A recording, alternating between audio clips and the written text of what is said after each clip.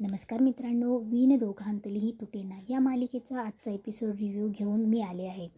Review सुरू करण्यापूर्वी एक छोटीशी विनंती. चॅनलवर सध्या सबस्क्रायबर फार थोडे आहेत. जर तुम्हाला माझे एपिसोड रिव्ह्यूज आवडत असतील तर चॅनलला नक्की सबस्क्राईब करा आणि आपला पाठिंबा द्या, जेणेकरून मला असेच रोज नवनवीन रिव्ह्यूज बनवायला बळ मिळेल. चला तर मग वेळ न घालवता पाहूयात आजच्या भागात काय काय घडलं. मित्रांनो, आजच्या भागाची सुरुवात कालच्या मजेशीर प्रसंगाने होते. काल रोहन चोरासारखा घरात शिरला होता, पण जेव्हा सगळ्यांना कळतं की तो चोर नसून रोहन आहे, तेव्हा सगळेजण त्याच्यावर हसायला लागतात. सगळे त्याला चिडवतात की बघा, रोहन चक्क स्वतःच्या बायकोला चोरायला आला होता. हे सगळं झाल्यावर आदिरासुद्धा रोहनसोबत जाण्यासाठी तयारी दाखवते. ती सर्वांना सांगते, मी आलीच चेंज करून. आपण लगेच चेंज करून लगेच चेंज करून रोहनसोबत जायला तयार होते. तेव्हा समर आदिराला फार समंजसपणे समजावून सांगतो. समर म्हणतो, बघा, नवरा बायकोमध्ये भांडणं ही होतच असतात, पण आदिरा, जगात एवढी माणसं असतात तरी आपण कोणाला तरी एकालाच निवडतो ना, कारण आपल्याला त्याच्यासोबत पूर्ण आयुष्य काढायचं असतं. समरने इतक्या छान पद्धतीने समजावून सांगितल्यावर तो आदिराला रोहनसोबत जाण्याची परमिशन देतो. आदिराही खूप खुश होते आणि प्रेमाने रोहनला मिठी मारते. इकडे मंदाकिनी आणि अंशूचा प्लॅन मात्र पूर्णपणे फसलेला असतो. इकडे मल्लिका आणि अंशूचा प्लॅन मात्र पूर्णपणे फसलेला असतो. मल्लिका मनातल्या मनात जळफळत असते. ती विचार करते, बरं झालं होतं माझी डॉल इकडे आली होती, पण काय आहे ना, एवढं मोठं भांडण होऊनही ही अशी दाखवते की मला जायचं आहे. आदिरा निघताना सगळ्यांना आणि रोहनला ही हसत हसत सांगते, आमची भांडणं अशीच असतात. आमची भांडणं फक्त 2 दिवसाचं असतं. मलाच असं वाटतं की मी रोहनला सोडून का आले. 2 दिवसाच्या वर मला रोहनशिवाय करमत नाही. रोहन आणि आदिरा गेल्यानंतर इकडे मंदाकिनीची पुन्हा बडबड सुरू होते. ती रोहनच्या बाबांकडे आदिराची तक्रार करायला लागते. आदिरा अशी वागते, तशी वागते. तिकडे माझ्या मुलाला चोर समजलं, ते तुमचं मोठे जावई, त्याला तुरुंगात तर नाही ना टाकणार. काय गरज होती रोहनला असं करायची. आपली काय इज्जत राहिली. आपण त्याला एवढं शिकवलं, पण त्याने आपले पांग कसे फेडले बघा. ती पुढे रोहनला बोलत असते की आपण त्याला श्रावण बाळ समजत होतो आणि त्याने काय केलं. तेव्हा स्वानंदीचे बाबा तिला शांत करण्याचा प्रयत्न करत असतात की मंदा, अगं, आपला रोहन तसा नाही आहे, काही करणारच नाही. तो आदिराला घ्यायला गेला असेल आणि त्यांच्यात काहीतरी बोलणं झालं असेल. तसं काही चोरी वगैरे घडलेलं नाही आहे.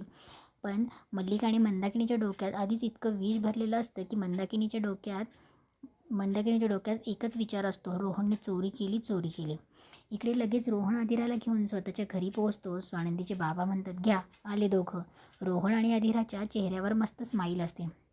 रोहनचे बाबा विचारतात, काय रे, तुम्ही दोघं सोबत आणि कसे काय. रोहन हसत सांगतो, बाबा, तेच झालं ना, मी आदिराला एक सरप्राईज प्लॅन द्यायचं ठरवलं होतं, पण आमचा प्लॅनच फसला. हे ऐकून मंदाकिनी लगेच पुढे येते. रोहन, माझ्या बाळा, कुठे गेला होतास तू. अरे, तुझ्याबद्दल काय बोलले ते. रोहन तिला शांत करतो आणि बोलतो की आई, तू काळजी नको करूस. हे बघ, आमच्यासोबत जी गंमत झाली ना, मला आदिराला सरप्राईज द्यायचं होतं आणि त्यात नादात मला चोरासारखं घुसावं लागलं. मी काय चोरी करायला नव्हतो गेलो, पण तुला माहिती आहे, नंतर आम्ही यावर खूप हसलो. आदिरा म्हणते, हो आई, खूप हसलो आम्ही. पण मंदाकिनी शांत थोडीच बसणार. ती लगेच आदिरावर भडकते. आदिरामुळेच हे सगळं झालं. आदिरा विचारते, माझ्यामुळे? मी काय केलं आई. तेव्हा मंदाकिनी टोमणा मारते, मग का आलीस. एवढ्या तोऱ्यात घर सोडून निघून गेली होतीस ना, मग कशाला रिटर्न आलीस. तेव्हा इकडे दुसरीकडे आदिरा निघून गेल्यावर समर आणि सगळे हॉलमध्ये उभे असतात. तेव्हा आजी मल्लिकाच्या दिशेने बघून टोमणा मारते. बरं झालं आपली चिमणी एकदाची गेली, नाहीतर अर्पितासारखं नाही इथेच ठाण मारून बसली. म्हणजे मध्ये मध्ये यावं ठीक आहे, पण ठाण मारून बसायला नको. इकडे त्यानंतर समर सगळ्यांना सांगतो, चला झोपून घ्या आता. आणि तो स्वानंदीला डोळ्याने खुणवतो आणि बोलतो की चला आतमध्ये. समर स्वानंदी खोलीत येतात, पण दोघांमध्ये अजूनही अबोला असतो. स्वानंदी जाऊन बेडवर बसते, समर सोफ्यावर बसतो. दोघेही एकमेकांकडे चोरून बघतात आणि समोरच्याने पाहिलं की लगेच तोंड मुरडतात.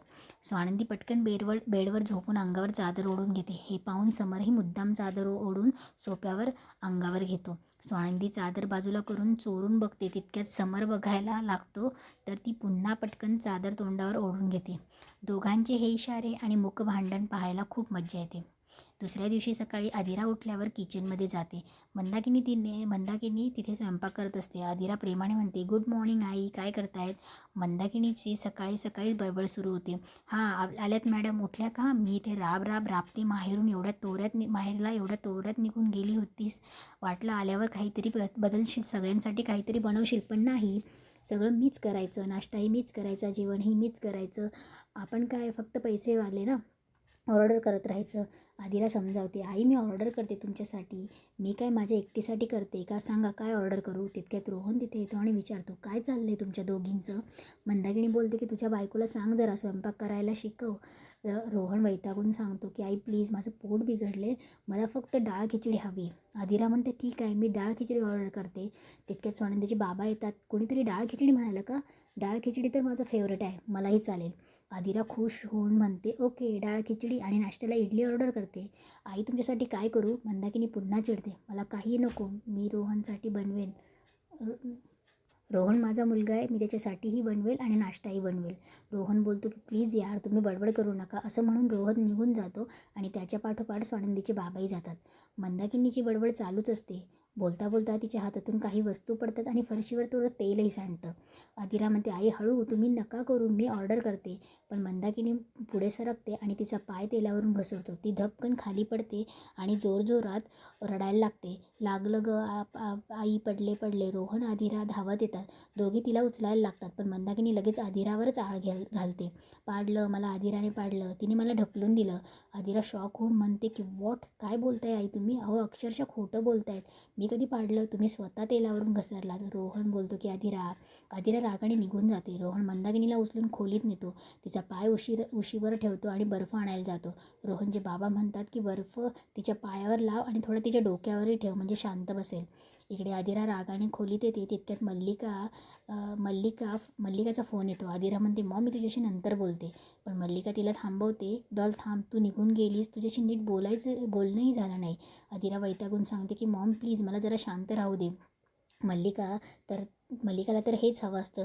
ती विचारते काय झालं, परत रोहनशी भांडण झालं का. आदिरा सांगते नाही मॉम, रोहनशी नाही, त्या आई तेलावरून घसरून पडल्या आणि माझ्यावर आळ घालतायत, मी पडले म्हणून. मल्लिका फोनवर सहानुभूती दाखवते, पण फोन ठेवल्यावर मल्लिका हसत असते. ती मनात म्हणते बरं झालं पडली, तोंडावर पडली नाही, तेवढं बरं. मल्लिकाला खूप आनंद होतो. दुसरीकडे सकाळी ऑफिसला जाण्याची तयारी करताना समर चार्जर होत असतो. समर आणि स्वानंदी अबोला चालूच असतो. स्वानंदी मनात विचार करते की स्पेस हवी होती ना, आता किती दिवस असा अबोला धरणार आहेत. समर मुद्दाम विचारतो तुम्ही काही बोलल्यात का. स्वानंदी म्हणते नाही, तुमचे कान वाजतायत कदाचित. समर टोमणा मारतो, माझे कान वाजताय, किती दिवस असा अबोला धरणार आहे, बोलायला काय जातं, असंच आयुष्य काढायचे का. स्वानंदी विचारते तुम्ही काही बोललात का. समर बोलतो की नाही, माझी काय विषय आहे तुमच्याशी बोलायची, तुमचे कान वाजले असतील. तितक्यात समरला ऑफिसवरून फोन येतो. समर फोनवर बोलतो आणि स्वानंदीकडे बघून खोचक टोमणा मारतो.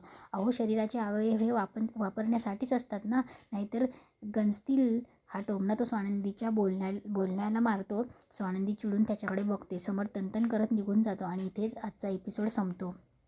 तुम्हाला आजचा रिव्ह्यू कसा वाटला कमेंट करून सांगा. आणि हो, जाता जाता चॅनलला सबस्क्राईब करायला आणि व्हिडिओला लाईक करायला अजिबात विसरू नका. भेटूया पुढच्या एपिसोडच्या रिव्ह्यूमध्ये. धन्यवाद.